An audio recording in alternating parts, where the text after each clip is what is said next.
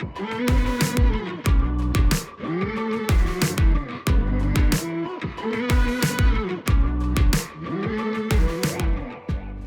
listening to the Decidedly podcast with Sanger Smith and Sean Smith.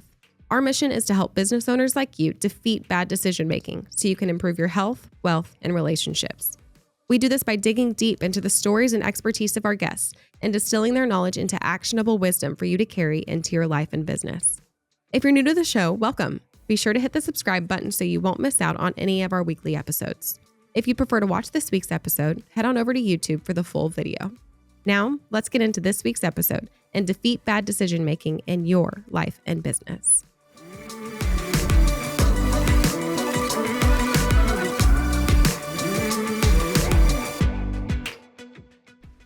You know, you always told me and my sisters growing up, Smiths don't quit. Okay. Right? That's because that's what I was told. So I was just relaying what I had heard.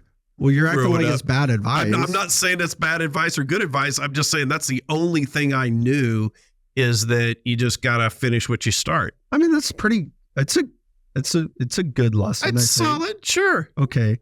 But to my knowledge, you've never quit anything. And I think that that's probably not accurate. You've probably quit something. I'm sure I've quit several things. Do you I wanted to quit anything? this career. Like, really? Oh yeah.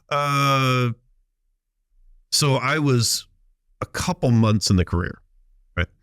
And this was back in the day when they would walk around the office and they would give you the envelope, and in the envelope was your paycheck. It wasn't just deposited online like it is now. And so there was the lady who would go around and she'd give you your paycheck. So I opened up my envelope, and it's in the part where it's supposed to have dollar signs. It just had X's and said void, like because I had made no money over those 2 weeks. And so that was depressing. And then I get a call from a client who was going to implement a larger policy that would have been very lucrative to me, and they had decided not to do that. So on top of this, so it's kind of a double whammy. And I remember standing at the elevator bank on the 11th floor of this building, looking out over the windows and looking sort of down at the city below, thinking, I'll just get on this elevator. I'll go down to the first floor. I'll get my car and I'll just go away from this. This is maybe not for me. But I was able to kind of reflect on it and say that, I think I'm having a bad day. Right. And I had gotten advice from a manager before this event. And he said, and I thought this was smart. He said, in this career, you're going to have ups and downs, right? As with anything difficult, you're going to have good days and bad days, good months, bad months. Even with anything easy, really. Yeah. And he said, there will be times on the down tick that you will want to leave. You'll want to quit. He said, never do that. He goes, wait till you're having a great day, a great week, a great month. It's your best month ever. He goes, then if you want to quit, you're doing it for all the right reasons. It's not alignment. It's not giving you fulfillment, but look for those ebbs and flows and seek those times to evaluate where it's not going to be emotion driven. I just had that conversation with a client who lives in Colorado, and she had been talking to me for a while about, I think I want to sell my business. And a big inflow for them is the tourism season, and we just had July 4th. Yeah. So even more so. And I talked to her yesterday, and she was like, yeah, I definitely want to quit. And I said, well, this is great news because that you mean it. Right. This was after a big weekend. Yes. Like if you told me this in February, I would say, let's wait a while. You're telling me now. Good. Do you have a fireworks stand? Is that the business? Nah, liquor store. But close enough. Yeah. It's funny. You talk about quitting the industry. The amount of guys that I've met casually, oh, what do you do? Where are you from? What do you do for work? And they go, oh, I used to do that too. And then I ask when they stopped. The amount of them that say 2008, it's half of them. Yeah. Yeah, I used to do that. I did that for about 15 years. Got out in 2008. I'm like, that would be the time to get in. Like, right? You're going to look like a hero from that point forward. You can't mess it up any worse than the last guy, But speaking of not quitting and being resilient, our guest today, Dr. M.H. Pelletier, is a practicing work psychologist and trusted senior leader in clinical counseling and workplace psychology. She is the author of The Resilience Plan. We talked to her about resilience. What does it take to build it? How is it helpful in eliminating bad decisions in your life and in your business? We covered a lot of topics, the psychological components of resilience, the practical components of resilience. If you can, I'll ask that you stick through this episode. Don't quit. Don't quit. And you might learn something. I'm Sanger Smith with my dad, Sean Smith, and this is Decidedly.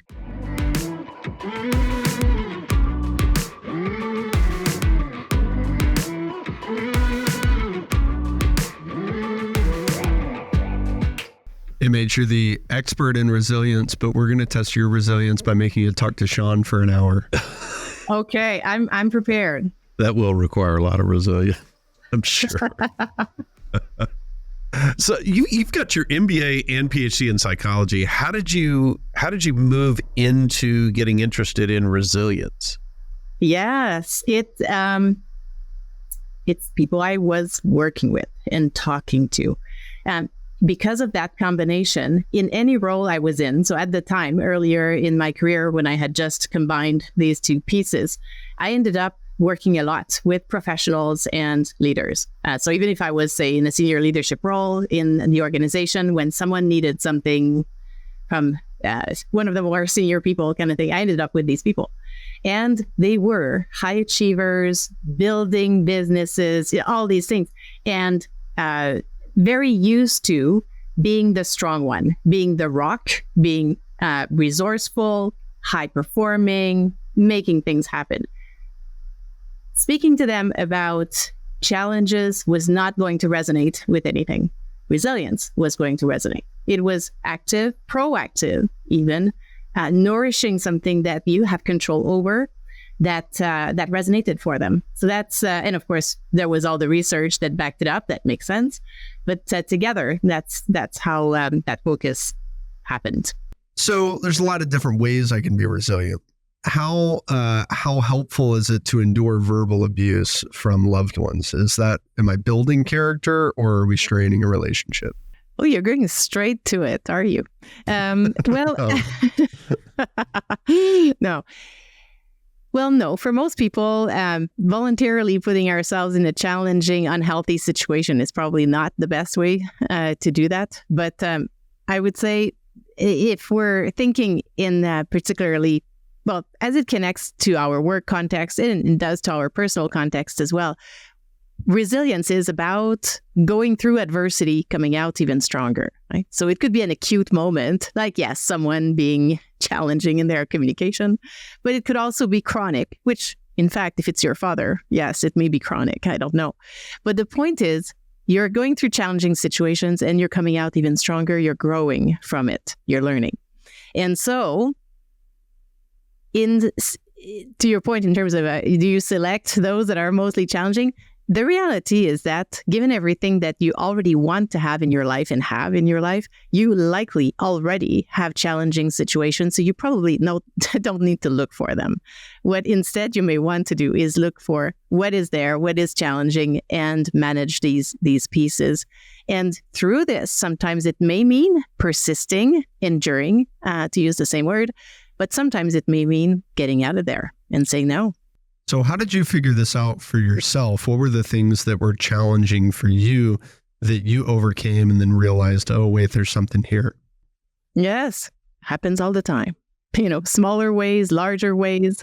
One of the recent ones for me was launching this book in February.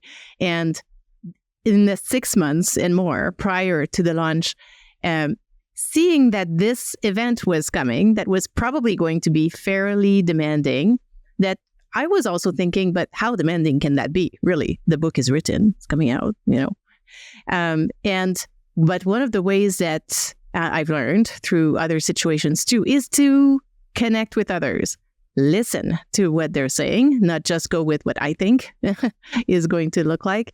And even if I'm thinking, well, they're exaggerating, people were telling me, careful with the month prior, the month during, the month after. And I was thinking, really? How complicated can this be?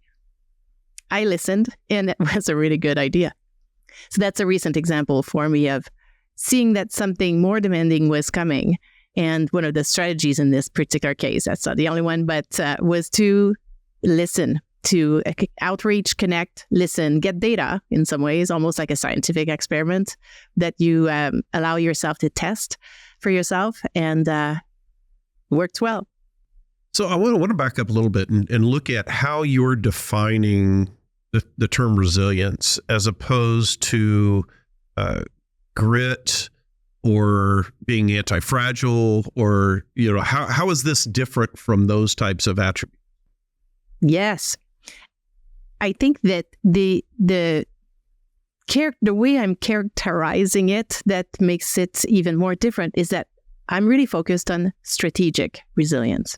And so what that means is, and you're right, a lot of the time in conversations, we will equate resilience with grit, persistence at all cost, keeping going no matter what, that kind of thing. If we're being strategic about our resilience, at times it may mean this, and at times it may mean I'm not continuing with this. So much like in a business, right? When we're being strategic about a new product or an existing product or service, there will be times where, despite the challenges, we will carry on, we'll keep going, we'll tweak, we'll change it, but we'll keep going. And there are times when we will say, time to take a bath, get out of that part of the business. Right? So same idea here. If we want to be successful, we need to be strategic. And if we want to be strategic and successful, we want to really be planful, deliberate about how we nourish our resilience. So how does the strategic plan allow you to differentiate between times when I should be resilient, I should press through, I should seek completion of this task, versus those where the appropriate course of action is to bail out or to stop doing what I'm doing? Yes. It will be similar to, and I'm going to use that analogy because truly that's how this particular approach came from. So in a business, part of how you will get to that decision is usually connected to where are we going as a business, right? What are our core values? What is our vision for our organization? What's going on in the market? A number of these pieces. So same thing here. We're, say, going on with a number of projects that we have. If we're stepping back and looking to be strategic about our resilience, what that means is we will reflect back on what are my values, professional and personal. What's going on in my context, the kind of demands and supply I'm facing, perhaps doing even the equivalent of a SWOT analysis on yourself, looking at your strengths, weaknesses, opportunities, and challenging threats from the environment. And as you look at all this, it may inform what you may want to do next. I'll give you an example. Let's say someone is going for a professional certification, for example, or a launch of a next product, and it's starting to be so challenging, so difficult. They're not sure they're going to make it. If we do step back and realize that, my values are somewhere else. I've been doing this because it looked like the next logical thing to do, but that doesn't connect with my value. And if I'm looking at my current context, since the time I made that decision, a new set of demands have come up in my personal or professional life, new opportunities, new things, whatever, positive, not so positive, doesn't matter. The context has changed. So I may find myself in a moment to decide, I'm going to get out of this. So there's moments that come into our life that make us kind of rethink and re-examine. Usually that's a bad moment. It's something where we're feeling burnt out, tired, sick of it. Other than just kind of hitting a wall, is there any other way that I can kind of create that understanding for myself that I'm in the wrong spot. Yes. And you're going straight into becoming self-aware. Yeah, it's something we talk about in emotional intelligence. We may have heard it in that moment. But really what we're doing is increasing your clarity. So often it first starts with this moment of discomfort. You're having this feeling that something's not right. I can't, either I'm freezing or really worried or whatever it is. But you know something's not good. Okay. And what we'll want is not make a decision in that moment out of stress, pressures, all these other things, and step back, create a bit of space so you can actually understand how are you feeling, what's going on there, and possibly how others around are feeling, and being compassionate everywhere so that you can understand where yourself and others around you are coming from. Once you've taken a bit of that step, already you start having more clarity. Better place to operate from already. And that's where you may be able to look at, okay, if I were to think about this situation using a bit of a scientific mind, testing my hypothesis, how would I go about this? Right? So, or maybe you'd be connecting with other people around you, connecting with a colleague you trust, connecting with your executive coach, with your spiritual leader, anyone that you trust, that you can start having this conversation to help you create space in your own head, creating that clarity that then will allow you to take your next step. So you shared an example in your book about, and I love hiking examples, and it's a hiking example. So I wanted to hear you tell that story, that I had some questions for you about it. Yes, well, and I've had others too. But the one I'm talking about in the book, it's that story where, so I've been doing a lot of hiking, mountaineering, short hikes, long treks, multi-day treks, all these things. But that particular situation, what happened is I had gone with my husband, Nick, on an 8-day traverse in the Canadian Rockies. So you go in somewhere and you walk 8 days and you come out at the other end. And to make a long story short, early in the hike, we had crossed a particular river. And before crossing it, it was day one. We were, fresh and really feeling confident and strong in the whole thing. And we had used all the tools, all the steps, all the strategies that we usually use to cross it safely, and we did. But later down in that trek, we had to realize that we actually had to turn around instead of pursuing the trek as planned. So we came back, and we ended up having to recross that river, therefore, 8 days later. And this overall thing was happening at the beginning of a summer that had received a lot of snow. So we got to that same river, but the river was actually much higher than the first time because of melting snow. And Nick crossed it. We looked at each other to talk. We could not even hear each other. That's how loud and tumultuous it was.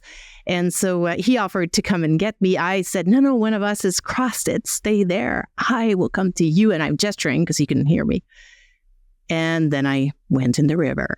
And the second I stepped into it, the current grabbed both of my legs, pulled me off my feet immediately. I'm going down head first in the river, feeling the water. And really, it doesn't matter at that time how experienced or confident or resilient you think you are. Had zero control there. But then the next thing that happened is I felt that force grabbing me by the backpack and throwing me on the second side of the river. And that was Nick, who had been able to get in the river, see me grab me and throw me out there. So saved me, literally. And so that's what happened there. But the key piece to this was how after, through all the learnings, hiking specific learnings, but also bigger life learnings, right? How on day one, it's similar to all of us in our professional lives at times. On day one, when things are mostly fine, we're pretty good. We deal with things, we're going through tough times, and we are solid. But where we get caught is usually in this equivalent of day 8, where so much more is going on. In that case, we were tired from those 8 days, and we have so many demands, and things are different from expected. And that's when we're most at risk. And that was that river analogy. Yeah, and there's things that you can't prepare for. You can't plan for every single contingency or every single thing that could go wrong. So a resiliency as a skill is broadly going to help you avoid a lot of these catastrophic events, right? You know, we do a fire drill and a hurricane drill and an active shooter drill. You can't drill everything. You can't drill slipping and falling into the river and every other thing that could go wrong. So resiliency, if you focus on resiliency, well, then you're good on everything that could go wrong. You're better. Yes. Yeah, better. Yeah, it's not alone going to solve it. Some people will say, well, I'm a resilient person and you know, these other people, whether it's an employee, a friend, family, whoever, they're just not resilient. They just don't have it. You either have it or you don't. What do you say to someone who thinks that this is a trait that you either have or you don't have? Yeah, it's something that many people think. And the reality is, so we know from research, it is not a personality trait. Okay, it's a state. Okay, so number one, which means good news is we therefore have control over it and we can build it. What is the research? How did the research conclude that? Yes, it's research on, what is a stable thing that does not change over time, like a personality trait, versus things that will change. Now, one of the interesting pieces we have from research that connects these two is how when we're studying personality, there's many, many ways of doing this, but one of the very frequently used model is the sort of a 5 main personality trait model that translates in very complex models. But one of these traits there is optimism. And we know from research that individuals who tend to be a bit more optimistic tend to have higher levels of resilience. But that's it. Even then, let's say you're a highly optimistic person, which many entrepreneurs are, absolutely, business owners. You have to be, otherwise you're never going to do all the things you do. So, but even then, your resilience will actually fluctuate over time, right? So you want to know how quickly can it go away? Oh, complex equation. It depends on many things. Some of the things it depends on is what was your baseline, right? So if your baseline, you think of it, Are there ways, I mean, I'm sure there's not like a 10-point scale for resiliency. That's what I was going to ask. There's got to be, how are you measuring resilience? Yeah.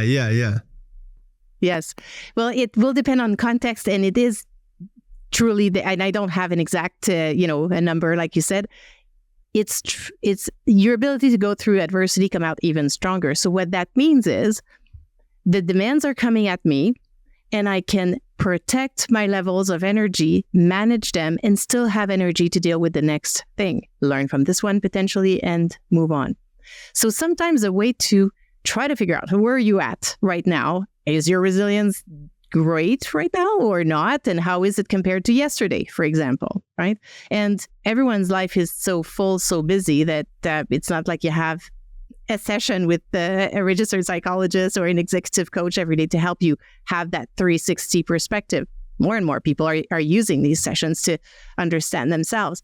Yeah. But one of the easy ways is, because we want that self-awareness as much as we can, which we do want on a daily basis as much as we can. So on a daily basis, you can ask yourself, just looking at your actual level of energy, 0 to 10, 10 highest, 0, you're not getting out of bed. Where do you find you were mostly, say, today? And you just say, put that number on a little calendar you have that you look at every night, for example. And that will be internally valid because it's you rating it every single day. But it allows you to see it faster. Are there external validations that are reliable, or external forms of measurement that are reliable? Is it like, I don't know, get a bunch of people together, have them do different things, and then who can hold their hand in a bucket of ice the longest? Are you saying other than just a self-evaluation? Other than self-evaluation, because I imagine that's helpful to build my own resiliency relative to my prior self. But who's more resilient between Sean and I? That's difficult to measure. He may be more resilient at walking a long distance because he practices the skill of walking, I may be more resilient at, It's going to be hard to come up with an example. You shouldn't have paused. Yeah. In theory, I could be more resilient at something, right? Yes. So in the example you're giving, it's almost, I could see how you're using the word resilience there. But here it almost sounds like it's more skilled at. Because if resilience is a psychological skill, it's whether I'm good at running or not, sticking my hand in a bucket of water or not, using completely different things. So I may not have trained myself to do any of these things, let's say, and I may then be asked to run for a long distance. And if I am resilient about it, I will take my values into account. So let's say I happen to be a runner. I value running. I love it. I will take my context into account. I have a knee injury, mild cartilage situation. Bad idea for me to go for a run. I will take my context into account. I love you both, and I'd love to do these challenges with you. So maybe instead, my resilient response will be, great idea. Love the idea of running, but not so great for me. Let's find something else that may work better. That's my resilient response. We think it was not a response of winning or making it longer than you. Yeah. So I think what I'm getting from your answer, MH, is that it may be not only impractical but unhelpful to measure objective resilience as compared to others. But if I'm measuring it in comparison with myself, then I can focus on improving it in a healthy way. Is that fair? Yes. The one piece that I could see some useful way to think of it this way. If we connect it with, say, the team resilience, which is a context where we're now a few people together, we're trying to go through adversity together. And so it may be interesting to see how it will show up here, right? As a team, how are we doing together? And in a team, you'll be looking at, yes, individual levels of resilience, that helps, but individuals who are in general more resilient will not necessarily make a resilient team. And in a resilient team, you'll be looking at creating a context where for us as a team, we will go through adversity, come out even stronger. For example, creating what we call psychological safety, a context where we can make mistakes, we can make errors, we can fail, talk about it, learn from it, and keep going. So it's a different angle to your question, but this overall context where we can work together to also. So a lot of this, I see a lot of overlap here between resilience and, let's say, determination.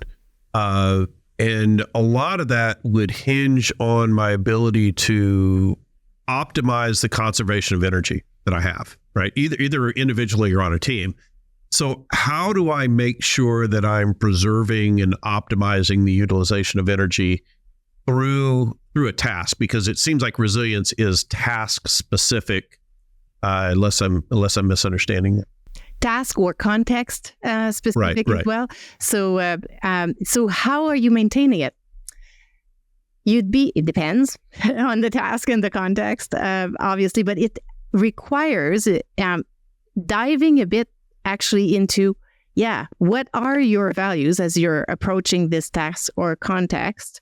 What are your natural strengths that you're bringing to it, the challenges that are there, and the overall context?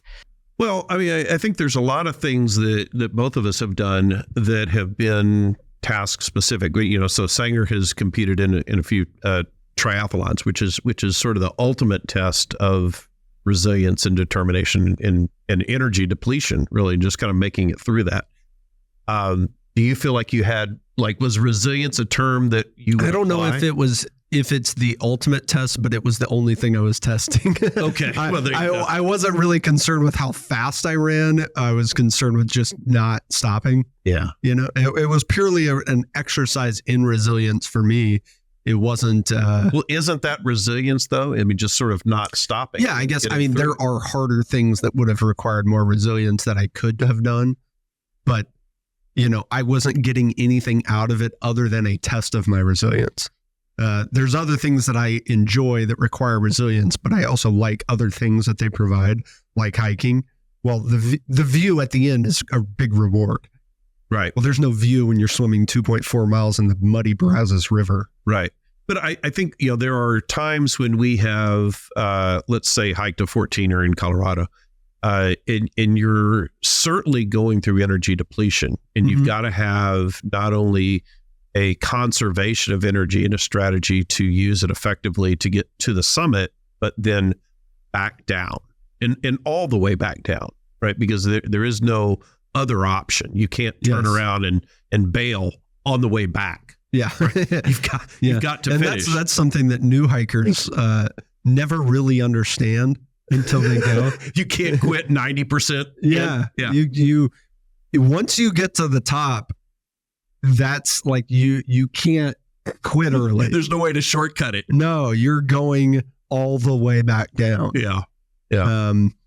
And that's always, the new hiker will put it in his head that once I get to the top of this mountain, I'm done. I had a situation one time where I thought I was conserving energy and taking a shortcut there's never a good idea. Oh, it's never a good idea. It's always worse. But I looked at the satellite view of this trail and it kind of made this big U. It kind of went out way to the right and then back. And I'm like, I could shortcut this thing. And I looked at the satellite and I didn't see any reason why I couldn't just cut the, Well, what's interesting is that is such a good lesson that I think aligns with what MH is saying, because what I'm hearing you say, MH, is that it's not purely a psychological skill, is that the decisions that we make can improve our likelihood to be resilient. And if you, for example, resilience is not the only thing that's going to get me up to the mountaintop and back down. It's staying on the trail. I have a decision to try to shortcut it on the mountain and in life. And if I go shortcut it, a lot of times, every time I've ever seen it done on the mountain and in life, it's a harder road. It's a harder road. And so it's not just the resilience that got me to the mountaintop. It's that I was disciplined enough to say, I'm going to go the longer route as opposed to the shorter route, because this is the path that you're supposed to go. Right. It goes this way goes this way for a reason. I'm going to trust that the guys who built this trail knew what they were doing. I'm going to not have to crawl through loose rock on my hands and knees and take twice as long. That's right. Well, and it really involves all aspects of us as humans. There is, yes, the emotions. There is the cognitive aspect, how you're thinking about it. There is the behavioral side of things. So even when you were doing, say, triathlon, just for you to go through it, that was your objective. Through this, it impacted your sense of self-efficacy. I can do things that are that hard, plan for it, train for them that long, be in it, be in pain, carry on because I know I have the training, and remind myself that I can do this. And it probably connected all of these aspects of your experience. And so usually if we're, say in the work-specific context, looking to optimize our resilience, there is this baseline of knowledge and experience that are sort of there, and we're assuming that they are there, and we're looking at the psychological aspect of it a bit more. But there is also the very practical aspect. Let's say I am starting a new business in a completely or fairly different area. Part of my resilience plan may actually involve a strategic pillar that is to surround myself with individuals who are deep experts in this area, to make sure I'm not just going with what I think is really cool and building my, my plan with other aspects. No. If this is the context, it will be part of the plan. Yeah. And I think it's important to use the language that you use, because I hear a lot of people say like, okay, well, how can we make this easier? And easier is not necessarily the word that they mean. What they mean is like, how can we make our objective, our team, me as an individual, how can we make this more resilient of a plan? And they say easier. And what that tends to lend itself to is short-term comfort, which is where you end up making the wrong decision. Like, oh, well, how can I make this easier? I'll go take the shortcut route, or I'll go climb the smaller mountain, or I just won't train as much this week. Well, you do that. That never works. That doesn't work. I don't train as much this week. This week was easier, but in the context of my objective on race day, I'm going to be hurting more. I take the perceived shortcut, the bird's eye view shorter way. I'm going to end up going through a swamp instead of a dry trail that's 2 miles longer. Whatever it is, same thing in business. Well, how can I make it easier? Well, you could not market as much. There you go. Now you're not spending that time and money. You don't have to work with as many clients. Life's going to get harder in about 6 months. That's right. And being more strategic also will be sometimes we'll get that sense of being easier because you're being strategic. So that, let's say you're in that trail, it looks like there is a shortcut, and now you pause for a second. All right, I can go in the tried and true trail, which I know exactly how much energy I need. I know how much food and water I have and what time of day it is. My level of confidence in reaching my summit, say in 7 hours, is fairly high. This shortcut looks fantastic. There could be a swamp or whatever else in between, and that's a risk. So then it becomes a decision. Am I okay with potentially not summiting this thing? I'm actually more curious about experimenting with that shortcut because I want to know how it looks like. Maybe it will allow me to come back another day and summit this thing in 4 instead of 7 hours. And I'm willing to just lose out today, not win this race, not even be disqualified, whatever. So it depends, but it's that stepping back in that moment of decision to look at the overall context and then deciding from there. Is it worthwhile to seek out ways to add stress in a way that would be positive so that it builds resilience in a team? You know, from what I'm seeing, I love where you're coming from. It's a bit of almost like that gradual exposure in some ways, right? You just build it the same way you build physical strength to do, a physical challenge. I would say, from my experience, the challenges are there. What you want possibly instead is to call them out more, surface them. Let's bring them out more so that we know where the challenges are and put a microscope on it. I have not seen yet. Now, maybe you'll have an example that will make me see it differently. People I've worked with were not in situations where there wasn't a sufficient amount of challenge. They had more challenges that they could handle, including some that were under the table, not discussed, not tackled. Do you have something in particular in mind? I'm looking at when, for example, Elon Musk, when he's designing something or engineering something, will famously sort of take an approach of reducing steps down to a point where he has had to then add some back in and feeling like, okay, if I didn't have to add back in, I didn't take away enough. So that's a way to sort of stress a manufacturing process or engineering process. And so I'm wondering if that ought to be a way that you go about in business to intentionally sort of stress the systems to create resilience to push through. I think what you would... So things come to mind. One is, have you identified as many risks as you could? And sometimes that's maybe missing some risks that were not identified. And if you do identify them, then in some ways you are creating these additional tasks and demands and that the team can look into. So that would be one. The other, maybe, have I optimized the contributions that everyone on the team can bring? Do I have people who are fantastic on the team, doing excellent work, and actually have way more potential than this? Have we tapped into all the things they could bring us? Is this work even challenging for them? And that could be another approach to, in some ways, add the demands, but in a way that leads somewhere practical and useful and is engaging from a people perspective. But in terms of creating additional demands, so far I've not seen an example where in the human side of things that would be right. I think like if you're interpreting that to mean busy work, then that seems like an obvious no. If you're doing something unproductive for the sake of having another challenge, then that would be no. I know you're not. No.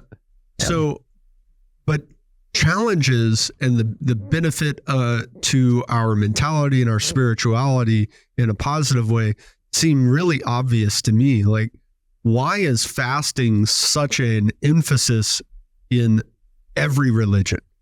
Hey, you want to get closer to God? Fast. Well, it's because it's hard. It's not because it's easy.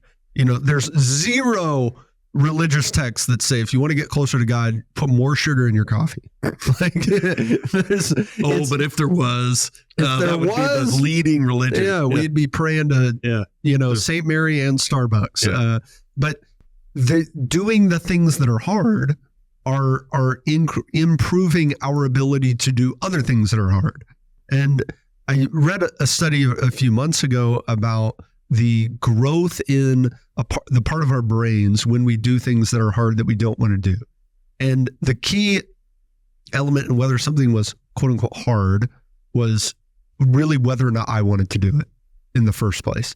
So the area of the brain was the anterior mid-cingulate cortex, I think, and I'm sure you would correct me. The anterior mid-cingulate cortex, it grows when we do things that we don't want to do. Now, if we do things that are hard, quote unquote, that we like doing, it doesn't really make a difference. So you could have two people doing the same activities and one receives the growth and the other one doesn't. But the difference is, running, let's say. Well, this guy loves running. He can't wait to run every day. He's not going to have any anterior mid-cingulate cortex growth. The other guy hates running. He goes out and runs. Now, they're both conceivably having the same physical benefit. They're having the same benefit on their heart rate and their muscle density and their bone density, all these things. This guy is getting the brain benefit of having conquered something that he didn't want to do. And what they found was that translates to other things that you don't want to do, all the way to the will to live. So patients who were diagnosed with cancer, who had larger anterior mid-cingulate cortexes, were more likely to survive cancer than those who had really low growth in this area of the brain.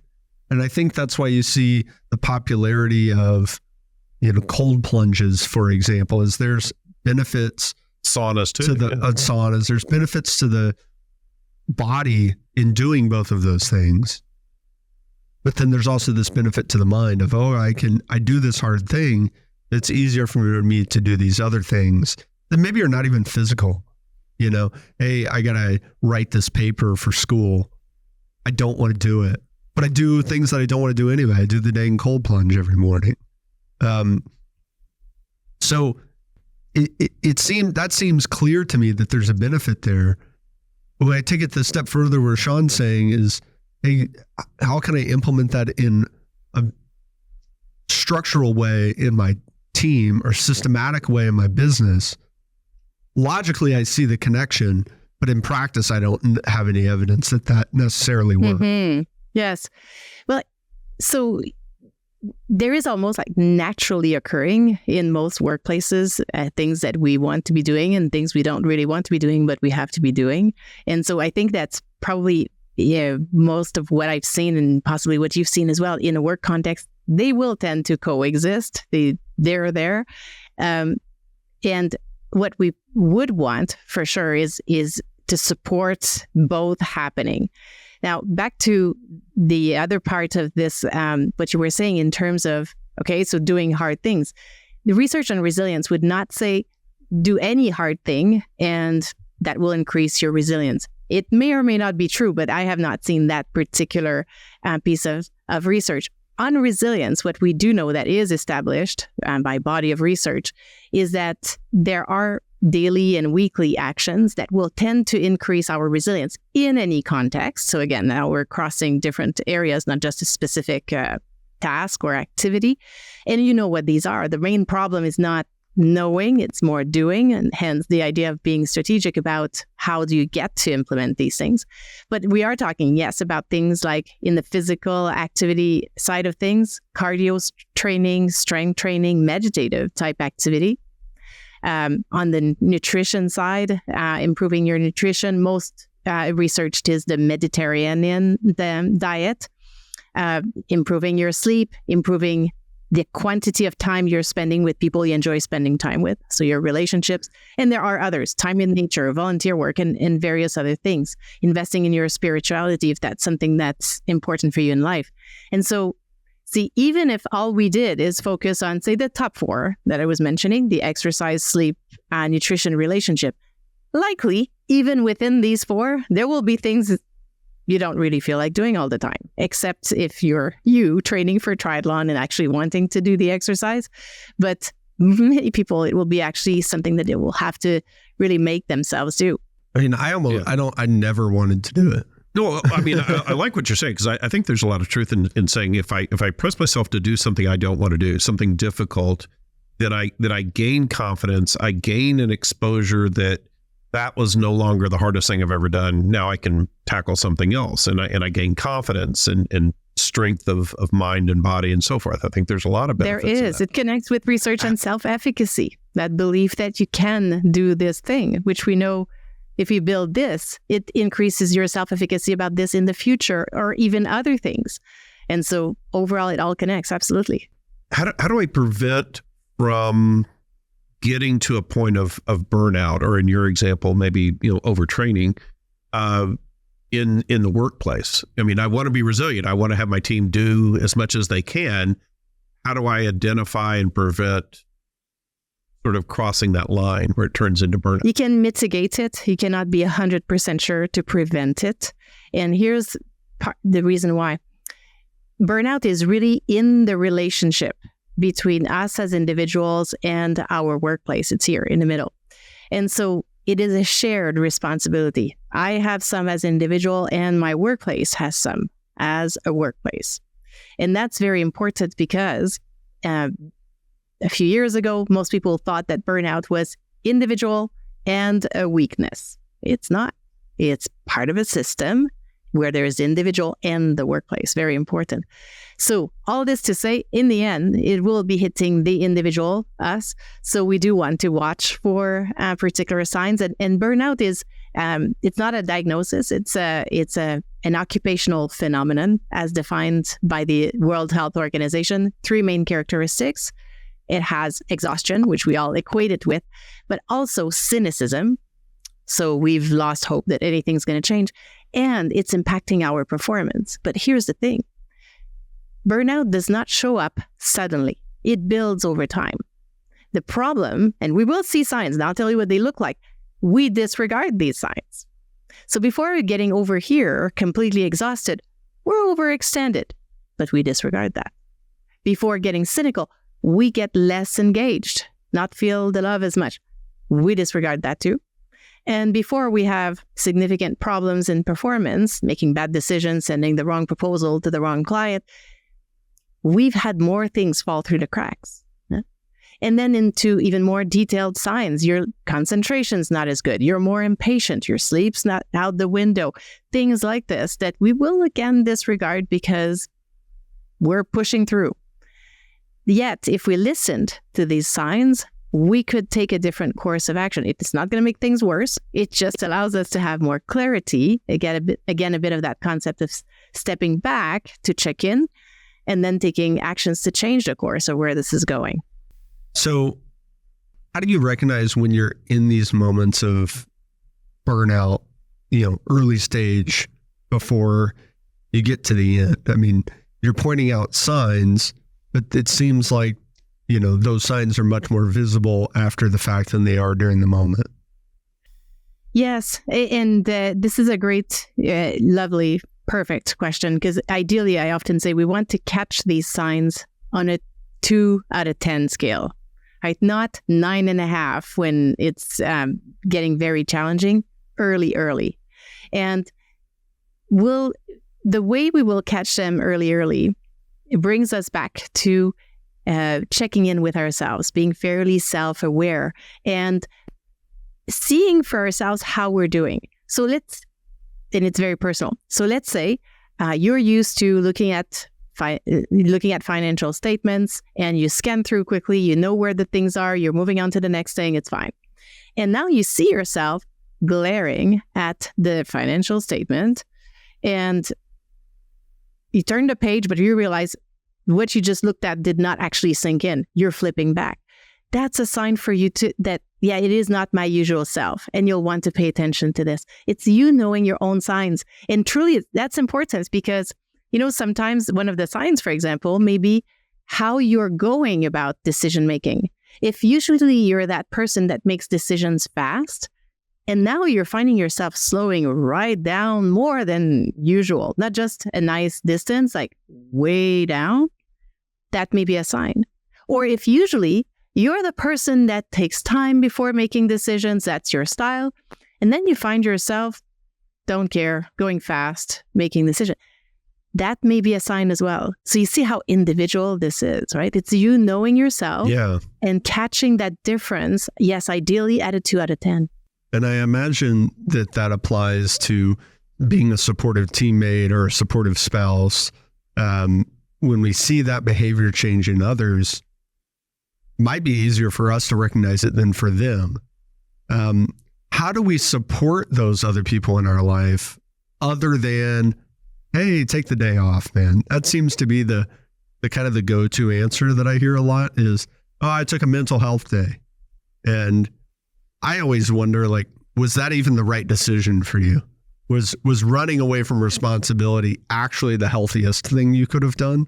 Or was, there some other way to kind of lean into the problem to solve it? Yes. So that's what I see a lot is that, taking a day off seems to be the only thing that people bring up as a solution, but there's got to be something else. There are different things. Sometimes the distance can allow, but it's also what you do during that day off, right? If all you do is distance yourself, distract yourself doing something else, not taking a step back, a reflective step back, not connecting with resources, not doing something that might change the course of action, then it's just a day off. Yeah, it might create more stress if you're coming back to a day behind on work. Yeah. That too. So, and it is extremely important in our communities, personal communities, like a family or group of friends, and work communities now we're on the professional side, to create, cultures where we support each other. And the challenge, when a challenge or an important piece of this picture is to keep in mind that even when someone is not looking like their usual self, let's say changing their way of making decisions or being more impatient than they used to be or things like this, it could be something going on the psychological side, their resilience going down. It could be something going on physically. It could be something going on with their parents. I mean, for all we know, right? We don't know. But even if we don't know, and we may or may not actually find out, some of that may be personal to them, and we will not know. What we can still do is bring our observation to this person. So saying, Sean, usually when we connect to each other, you're turning your camera on, you're talking, you're asking questions. And in the past few times we connected, you don't talk much, you just stay audio. Are you okay? You want us to chat? And then if Sean says, no, I'm fine, MH, then I can still say, you know what, if it changes, let me know. Happy to chat. Yeah, I think a lot of times we get trouble with resilience when there's that energy depletion, which happens when we're operating in areas outside of our natural instincts. All right. I can do things as part of my role and my job that I instinctually do. Right. And I love doing those things, and I actually finish those tasks with more energy than I started, and sometimes. But there are some things that I have to do that are necessary, let's say, but will deplete energy. And what I find is that if I have to spend a day, or if there's a day where I'm spending times on things that aren't my natural instinct, aren't my natural strength, I will finish that day depleted. And so if I'm looking at catching burnout in team members, I might want to assess, are they operating within a flow state, for example? Are they operating in a state that is in their natural instincts? Or am I giving them things that they're having to really work to accomplish? Yes, that could be that. And sometimes, also connecting to what we were saying earlier, there will be tasks we just need to do, don't like, and are extremely draining. Sometimes they're predictable, sometimes they're not, right? If in certain types of products or services, call centers, for example, right? You'll get at times calls that are just extremely demanding and all this. So how can we strategically, for our team resilience, plan ahead for these moments, for these dates? Can we, instead of putting all these much more draining activities all in one day, can we potentially spread them over a period of time, making sure that there are other nourishing energies happening that day? If it's not possible to do it that way, okay, can we make the day shorter? Can we make sure that the following day will be a very normal day to balance things out? What can we do? And it depends so much, right? Depending on what the industry, what the company is doing. But what can we do proactively to plan for this? What would you say is your final decision-making tip for business owners? I would say is to build now your reflective self, your reflective leadership way. What's going to allow you to step back and not operate from making a decision out of stress, pressure, all these less optimal places. And, well, I would argue that having a strategic plan will help you do that, but it depends from person to person. Is this a key person, a peer you're connecting with? Is it your dad? Is it your son? Right? What step can you insert to make sure you're stepping back, to have that reflective moment to then allow you to make the most optimal decision? Thank you, MH. Where can people connect with you and the work that you're doing? Well, theresilienceplan.com will lead you to the book and to all my work. Otherwise, of course, LinkedIn, always happy to connect with people there. And that's a way, right, to add your own voice to the conversation as well. Always happy to hear from people. Marie-Hélène Pelletier, thank you so much. Thanks for being with us. My pleasure.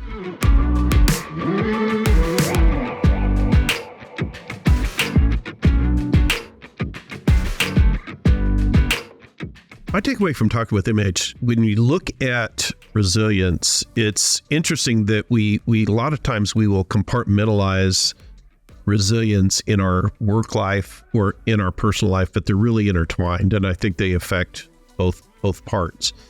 And that so often we don't spend enough time reflecting on what is my supply of energy and what do I draw from to help push through and gain resilience, whether it's teammates or a plan or training or whatever it is, and look ahead to see what demands are going to be asked of me. We just sort of put our head down, put our nose to the grindstone, keep going. That's what we're always told. And I think we can approach it more thoughtfully to be more resilient and get the results that we want. My big takeaway is that resilience is not only a psychological skill, it's making the decisions that put you in the best position to live out that psychological skill. To MH's point, if I'm a runner and you're not a runner, then racing me is not a good way you're not setting yourself up to be resilient because you don't run. Yeah. So it's not all about the psychological skill of building resilience. It's about making decisions to be efficient with our time and resources.